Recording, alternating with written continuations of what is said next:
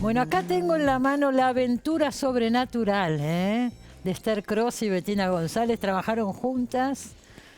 Libro a 4 manos, ya nos explicarán cómo hicieron esto. Historias reales de apariciones, literatura y ocultismo.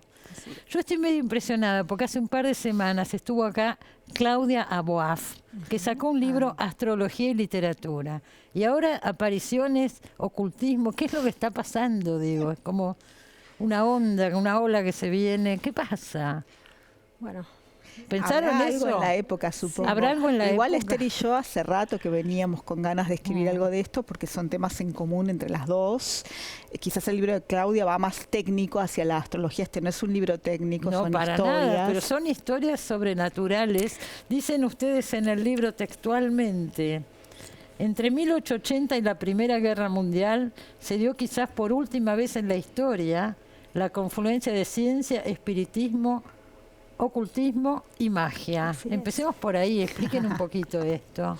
Explicamos. Que Bueno, ustedes, perdón que interrumpa, empecemos. pero me estoy acordando, ustedes han tratado esta época en libros anteriores. sí, La Bueno, nos mujer gusta que escribió mucho. Frankenstein, Sí. de nos gusta y en encuentros Olimpia. que teníamos conversábamos mucho sobre este tema que era muy muy extraño porque era una coincidencia muy fuerte y muy puntual además. El tema de la ciencia, de la literatura, y de a poco se empezaba a filtrar este tema también de la magia, el ocultismo y el espiritismo con todos los grados que eso podía tener, ¿no?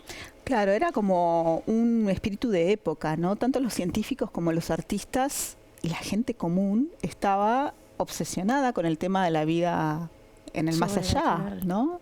O sea, si había vida en otros planos, si había seres con los que uno se podía comunicar. Y bueno, era una época, la época victoriana, en la que era muy común ir a una seance o a que te leyeran las manos, ¿no? Que es algunas de las cosas que contamos ahí. Por ejemplo, poca gente sabe que Oscar Wilde se hacía leer las manos. No, claro, no, en las biografías Eh, no aparecen esas cosas que yo no. por lo menos nunca... O aparecen en una nota al pie o Ah. en un detalle al pasar. Y entonces eso es un trabajo de años Totalmente. de Esther Ahora, y eso es, mío. claro, de años, porque hay una investigación enorme acá.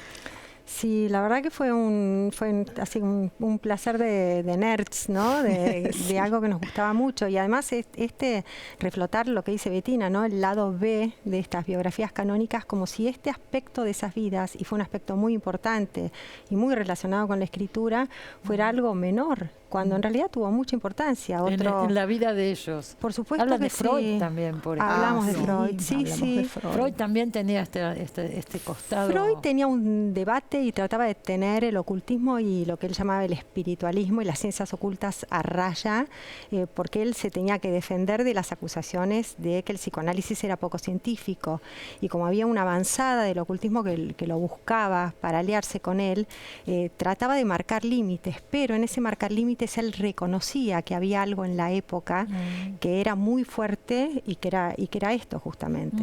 Además tuvo discípulos como Jung o Sándor Ferenczi que eran Claro, mucho más ahí sí. abiertos hacia lo sobrenatural y Sí. hacia el ocultismo Sí. y conservaban un poco una duda, ¿no? Como muchos científicos, porque hubo científicos que participaron de esto también. Científicos que Por ejemplo, participaron. Darwin o Ah. otros como Galton, gente que dijo, bueno, a ver, hay algo en esto, vamos a investigar. Obviamente que después descartaron, pero no No, a priori, bueno. como hicieron como hacen los científicos, Pero vos no a tenés un priori. libro que se llama Olimpia, donde te metés bastante con Sí, esto también. me meto también con eso, ese fue un punto en común con Esther. A mí me interesaba mucho el esoterismo, pero también la ciencia, y Esther venía ya con el libro de Mary Shelley, ¿no? Con muchas Claro, cuestiones. Precioso ese libro. El otro día lo recordamos acá, porque vino Julián López, que también escribió un libro Claro. sobre la época, y yo me acordaba del tuyo, de la mujer que escribió Frankenstein. Sí, Claro, bueno. es toda esa época. Ahora, ustedes dicen que esto fue fundamentalmente en Inglaterra y en Europa. Acá también hubo, por supuesto, Sí, acá había Subones, por también. ejemplo. Lo que pasa es que si incluíamos Argentinas, hacíamos un libro de 2000 páginas. O una enciclopedia. Bueno, otro después Será vendrá, para digo. Bueno, claro, de hecho lo que encontrábamos constantemente, todos los caminos, en todas estas biografías, nos encontramos en algún punto con Borges, levantando de alguna manera estas lecturas. De hecho, la biblioteca de libros recomendados por él, muchos de estos autores, Maeterlinck, Meinrich, Ring, ni hablar de su Ajá. predilección por Oscar Wilde, de Stevenson. Bueno, el mismo Sur Solar, ¿no es cierto? Sur Solar, por Claro. supuesto, claro. El tema, digamos, estaba, ¿no? Y de alguna manera había como una coincidencia con la infancia y la primera juventud de Borges con esta época, ¿no? Con los últimos movimientos de esta época.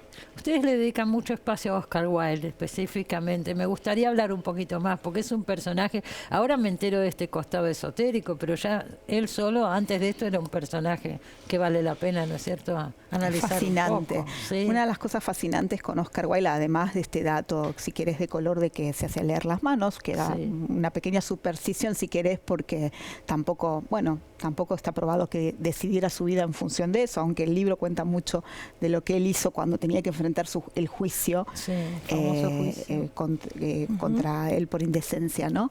Pero es un tipo que estaba muy interesado en todo. Se ve que leía todo lo que en esta época aparecía como curiosidad, ¿no? Ujú.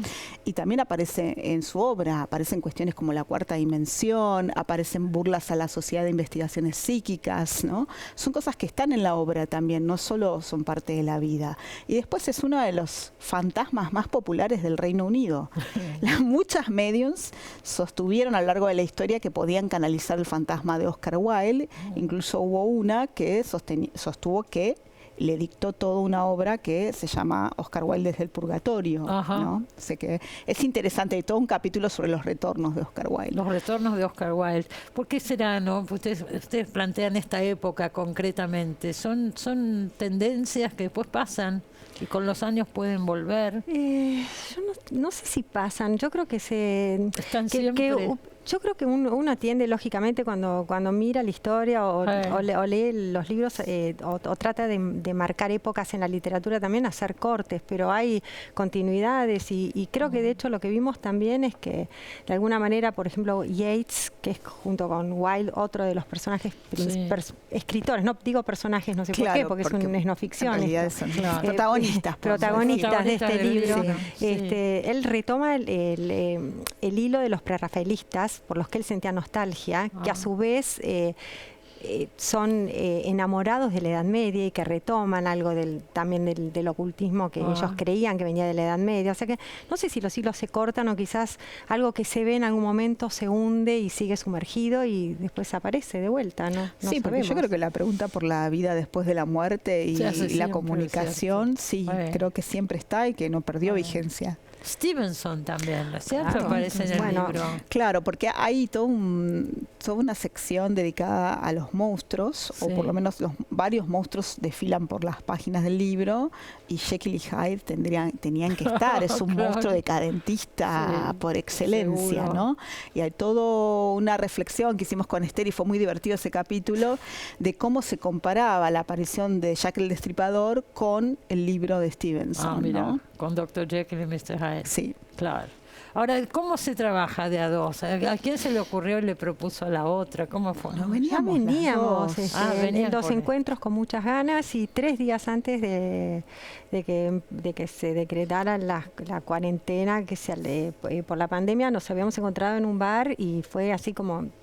Decidieron hacerlo. más entusiastamente dijimos, bueno, hagamos esto juntas. Sí. Y nos encontró la pandemia con esto, así que cada una desde su casa con sus... Decir que está internet, ¿no? Sí, internet, sí, encontramos No, y que creo archivos, que no pedíamos solo- libros. Sí, No sí. solo que esté internet, porque obviamente que no nos podíamos juntar, ¿no? Sino que hacemos Claro. todo por WhatsApp y por mails, sino que bueno, que también fue un tiempo precioso. Para mí es como esos casi año y medio que estuvimos confinadas, escribir un Dedicado. libro Sí. nos salvaba de un montón de Sí, angustias. sin duda. Y este ¿no? libro, además, Sin ¿no? duda. Que Este habla libro. tanto del dolor y la pérdida, porque esta gente estaba buscando una forma de resolver dolor, de tratar de comunicarse con quienes no se podían comunicar, no necesariamente por un tema de muerte, sino también de distancia. En ese momento no había Claro. medios de comunicación como hay ahora. Claro. Entonces se habla en el libro también de telepatía, hermanos, hermanas que se extrañaban, amigos que no se podían ver y trataban de comunicarse telepáticamente. Casos tremendos de cuando una persona muy cercana tiene un accidente y el otro que está en cualquier otro lugar del mundo Lo tiene siente. algo físico, ¿no? Sí. Bueno, esos Pero hay unos cuantos citados Sí, acá. sí, son los fantasmas de los vivos, ¿no? Eso Los es lo que fantasmas de los vivos. Sí, los fantasmas de los Ah. vivos. Eso es, porque además en esa época también aparece otra idea del más allá, que esto es lo que yo creo que surge así como un pico y después quizás se hunde y vuelve a aparecer, que es un más allá que está al lado, que está como Acá en nomás. cualquier momento puede como, ¿no? Claro, y que no incluye nada más que a los muertos. No, claro. Habría seres ahí de otra especie que no, Sí. no somos capaces de pensar o de imaginar, sino es a través. ¿Y ustedes cómo lo de viven esto personalmente? ¿Y quién no tuvo una experiencia sobrenatural? Desde el Pregunto, déjà vu yo acá pregunto. hasta sueños premonitorios. Sí. Siempre son preguntas que una Ay, tiene, ¿no? Sí. Sí, o los estados extraños que hasta Freud, que tendía a desconfiar de esto, bueno, pero él se abre un poco a la telepatía al final, también describe con los estados hipnagógicos que son intermedios entre la vigilia y el sueño antes de dormir, donde no se sabe muy bien en qué terreno se está y que serían los terrenos preferidos, estos estados intermedios de la gente que investigaba esto, ¿no? Bueno, vendrá el tomo sobre los argentinos, ahora nos vamos a quedar ojalá esperando. podamos. Ojalá, porque ya, por Hay supuesto, mucho. quedaron las carpetas con apuntes de las Tienen, extensiones ya tienen argentinas. material. Sí, sí. Tenemos material acumulado. Y sí. dijimos Borges, indirectamente Bueno, Borges, tenemos pero también Lugones grandes directamente. poetas. Lugones, sí. Huidobro, Sí, hay Olga muchos. Orozco también Ah, trabajaba claro, en sí, mucho claro, el tema, sí, sí. abiertamente, eso lo Abiertamente, sí, sí, sí. Y habrá otros más. Bueno, acuérdese, ¿eh? La aventura sobrenatural se llama el libro, de Esther Cross y Bettina González. Muchísimas gracias por No, haber gracias venido a vos. y felicitaciones. Gracias. ¿eh? Muchas Qué gracias. trabajo, además. Aparecen tantas cosas citadas en este libro. Es una investigación grande. Gracias. Me alegro de verlas. Gracias. Enseguida volvemos, no se vayan.